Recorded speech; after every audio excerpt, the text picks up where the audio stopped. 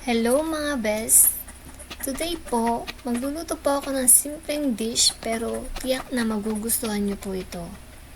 Asparagus po ang nakita ko sa fridge kaya ito ang naisip ko pong lutuin. Simple lang din po ang mga ingredients nito. At syempre po ang bida dito ay ang asparagus. Hiwain lang po natin ng pahaba or maliliit ang asparagus. At pagkatapos po, hugasan na rin po natin.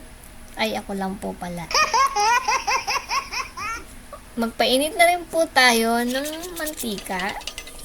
And saute po natin ang onion and garlic.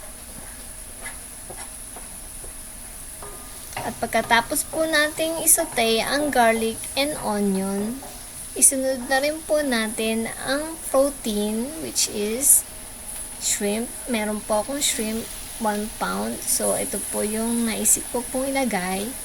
Kung wala naman po kayong shrimp, pwede naman po kayong maglagay ng ground pork or ground beef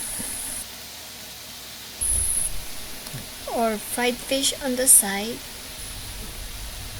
Lagyan na rin po natin ang salt and black pepper to taste ang shrimp.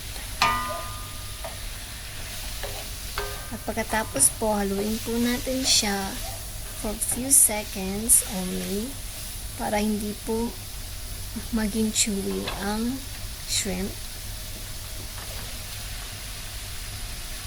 At sunod na rin po natin ang nahugasan at nahiwang asparagus.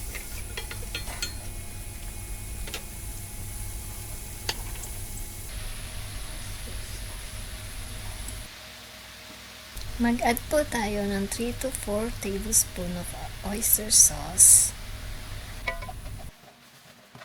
At halu-haluin lang po natin siya. Dagdagan na rin po natin ng black pepper. Mas masarap po kasi pag madaming black pepper. At halu-haluin lang po ulit natin.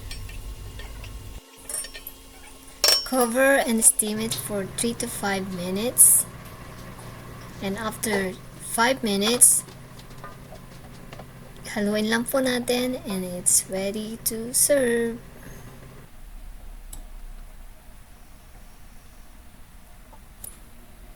Yan mga best, luto na ang masarap na ginisang asparagus. Pwede na po natin siyang itry. Ako lang po pala. Kaya, try nyo na po at hindi po kayo magsisisi. Masarap po talaga siya.